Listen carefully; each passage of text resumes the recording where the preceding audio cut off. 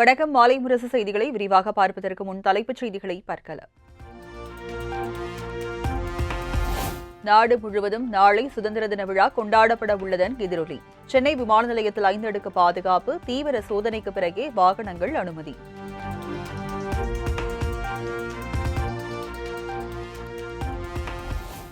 எண்பதாவது சுதந்திர தினத்தை முன்னிட்டு இன்று இரவு நாட்டு மக்களிடையே உரையாற்றுகிறார் குடியரசுத் தலைவர் திரௌபதி முர்மு. மத்திய அரசின் திட்டங்கள், ராணுவ பாதுகாப்பு நடவடிக்கைகள் குறித்து உரையாற்றுவார் என எதிர்பார்ப்பு.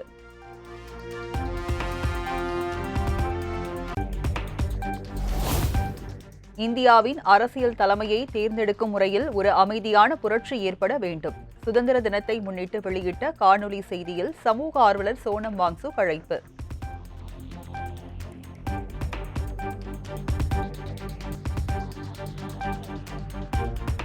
சென்னையில் சொத்து வரி மறு மதிப்பீட்டை நிறுத்தி வைத்தது மாநகராட்சி நிர்வாகம்.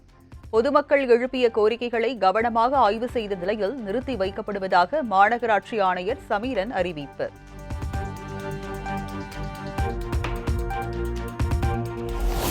சென்னையில் பல்வேறு பகுதிகளில் நள்ளிரவில் பரவலாக மழை. வெப்பம் தணிந்து குளிர்ச்சியான சூழல் நிலவியதால் பொதுமக்கள் மகிழ்ச்சி.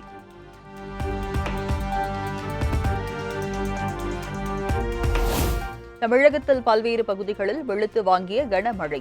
கோடை வெப்பத்தை தணித்த மழையால் பொதுமக்கள் மகிழ்ச்சி.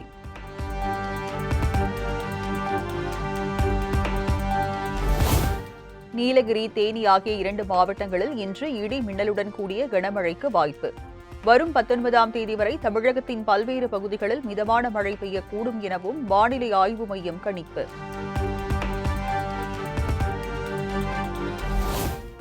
தொகுதி மறுவரையறை தொடர்பாக பிரதமர் மோடிக்கு முதலமைச்சர் விஜய் கடிதம். தொகுதி மறுவரையறை தொடர்பாக பேரவையில் நிறைவேற்றப்பட்ட தீர்மானத்தை பரிசீலிக்க வேண்டும் என வலியுறுத்தல்.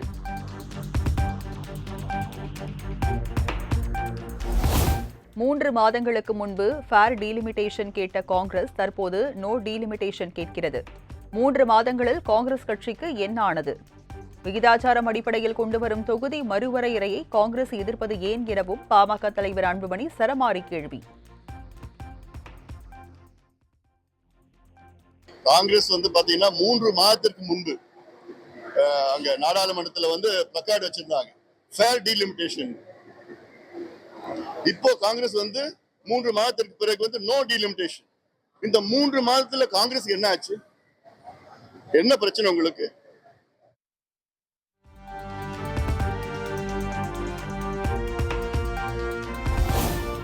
தமிழகத்தின் நலனுக்காக தொகுதி மறுசீரமைப்பை ஒருபோதும் விட்டுக் கொடுக்கவோ ஏற்றுக்கொள்ளவோ முடியாது. மக்கள் நீதி மய்யம் தலைவர் கமல்ஹாசன் திட்டவட்டம். திமுக நிலைப்பாடு திமுக சொல்லுங்க, என்னுடைய நிலைப்பாடை நான் என்னைக்கும் சொல்லியாது. நான் டீலிமிட்டேஷனை பற்றி என்னுடைய சிந்தனையை நான் பல நாளாக சொல்லிட்டு இருக்கேன். தமிழகத்தின் நன்மைக்காக ஒருபோதும் அதை விட்டு கொடுக்க முடியாது அப்படிங்கிறது தான் என்னுடைய கருத்து.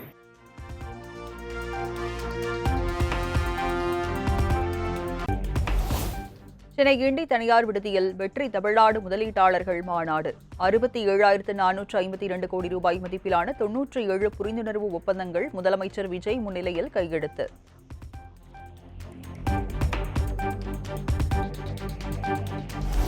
காங்கிரஸ் சட்டமன்ற குழு தலைவராக தாரகே கத்பர், துணைத் தலைவராக ஜமால் முகமது யூனஸ், செயலாளராக பிரவீன் எம்எல்ஏ நியமனம்.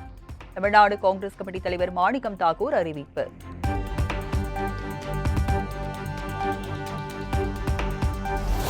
திமுக தலைவர் மு.க. ஸ்டாலினுடன் திமுக மறுசீரமைப்பு குழு சந்திப்பு. சென்னை ஆழ்வார்பேட்டை இல்லத்தில் நடைபெற்ற ஆலோசனையில் மறுசீரமைப்பு குறித்து முக்கிய ஆலோசனை.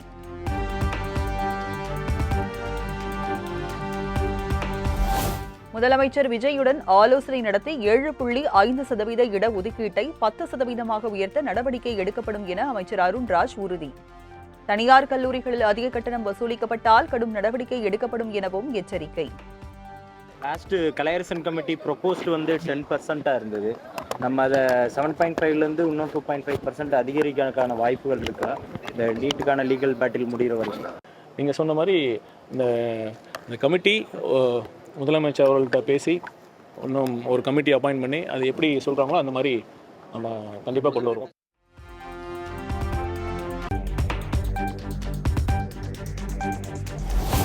மாற்றுத்திறனாளி மாணவர்களை வழக்கத்திற்கு மாறான வார்த்தைகளை பயன்படுத்தி பேசியதற்கு வருத்தம் தெரிவித்தார் அமைச்சர் அருண்ராஜ். சென்னை ஓமந்தூரார் மருத்துவமனையில் நடந்த விழாவில் பேசியதற்காக வருத்தம் தெரிவித்து எக்ஸ் தளத்தில் பதிவு.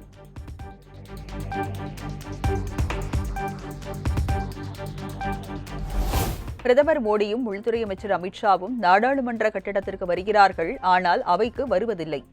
எதிர்க்கட்சிகளின் கேள்விகளுக்கு செவிசாய்க்காமல் அறிக்கையையே மத்திய அமைச்சர்கள் வாசிப்பதாக திமுக எம்பி திருச்சி சிவா விமர்சனம்.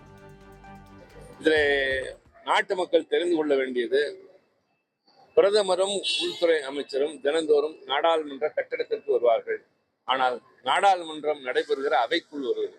இந்த விசித்திரத்தை யாரும் கேள்விப்பட்டிருக்க முடியாது. எனக்கு தெரிந்து 25 ஆண்டுகளுக்கு மேலாக பார்க்கிறேன், பிரதமர்கள் மற்ற விவாதங்களிலே கூட வந்து அமர்ந்திருப்பார்கள். ஆனால் உள்துறை அமைச்சர் தொடர்பான 3 மசோதாக்கள் வந்தன. 3 மசோதாக்களுக்கும் கூட அவர் வரவில்லை, அவருடைய துணை அமைச்சர் தான் வந்தார்.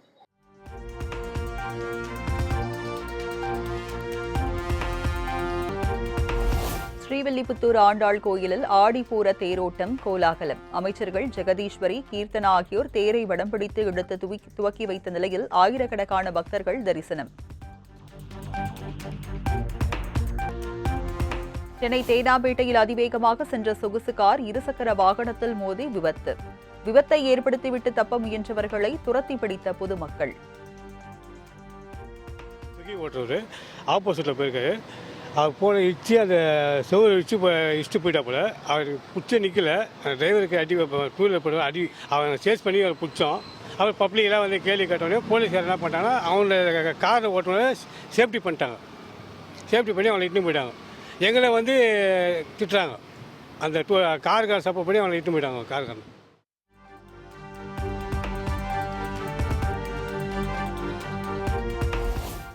திருநெல்வேலி மாவட்டம் அம்பாசமுத்திரம் அருகே திருப்பதியாபுரம் பகுதியில் மீண்டும் கரடி நடமாட்டம். சிசிடிவி காட்சிகள் வெளியான நிலையில் கூண்டு வைத்து பிடிக்க வனத்துறையினருக்கு மக்கள் கோரிக்கை.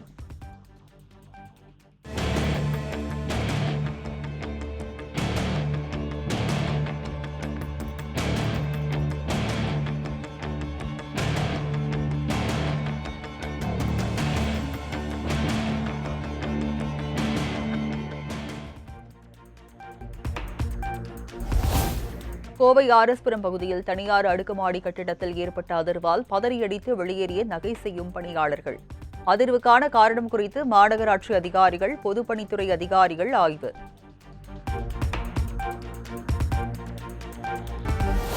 திருவண்ணாமலை அண்ணாமலையார் கோயிலின் கிழக்கு ராஜகோபுரம் எதிரில் வணிக வளாகம் கட்டும் திட்டம் வாபஸ் பெறப்பட்ட விவகாரம். கட்டுமானத்துக்காக பொதுப்பணித்துறைக்கு வழங்கப்பட்ட 6,39,00,000 ரூபாயை கோயிலுக்கு திரும்பப் பெற நடவடிக்கை எடுக்கும்படி அறநிலையத்துறைக்கு சென்னை உயர்நீதிமன்றம் உத்தரவு.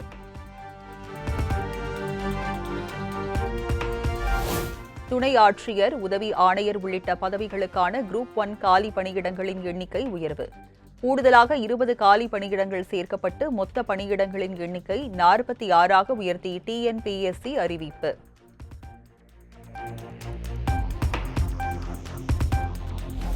மேட்டூர் அணைக்கு நீர்வரத்து இன்று காலை நிலவரப்படி வினாடிக்கு 6,247 கன அடியாக சரிந்தது.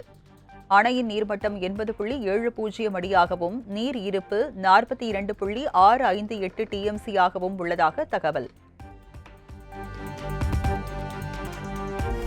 ஜார்க்கண்ட் மாநிலம் ஜாம்ஷெட்பூரில் பெய்து வரும் கனமழையால் கார்காய் ஆற்றில் வெள்ளப்பெருக்கு. நீர்மட்டம் கணிசமாக உயர்ந்துள்ளதால் தாழ்வான பகுதிகளில் வசிக்கும் மக்களுக்கு மாவட்ட நிர்வாகம் எச்சரிக்கை.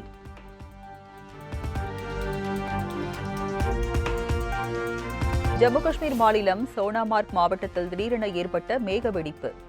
நெருப்பு குழம்பு போன்ற பாறைகளோடு மண் சரிந்து வெள்ளம் போல் ஓடும் காட்சி வைரல்.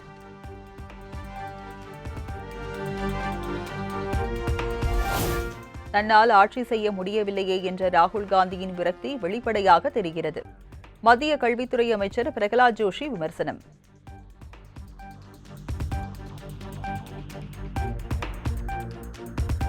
மகாராஷ்டிராவில் இருந்து உத்தரப்பிரதேசம் சென்ற விரைவு ரயிலின் சமையலறையில் வைக்கப்பட்ட உணவுப் பொருளை எலி உண்ணும் வீடியோ வைரல்.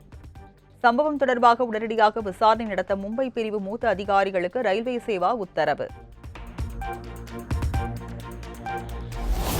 ஆப்கானிஸ்தானில் இன்று அதிகாலை அடுத்தடுத்து 2 முறை ஏற்பட்ட நிலநடுக்கம். ரிக்டர் அளவுகோலில் 4ஆக பதிவான நிலையில் மகாராஷ்டிராவின் நாசிக் பகுதியிலும் நில அதிர்வு உணரப்பட்டதால் மக்கள் அச்சம்.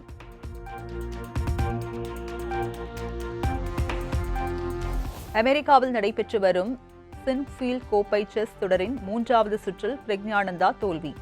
ஜெர்மனியின் வின்சென்ட் கமீரிடம் தோல்வியை தழுவினார்.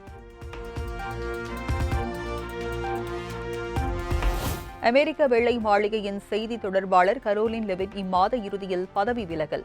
தனது வாழ்க்கையின் புதிய அத்தியாயத்தை தொடங்கும் இந்த இனிப்பும் கசப்பும் கலந்த முடிவை எடுத்துள்ளதாக கரோலின் லெவிட் விளக்கம்.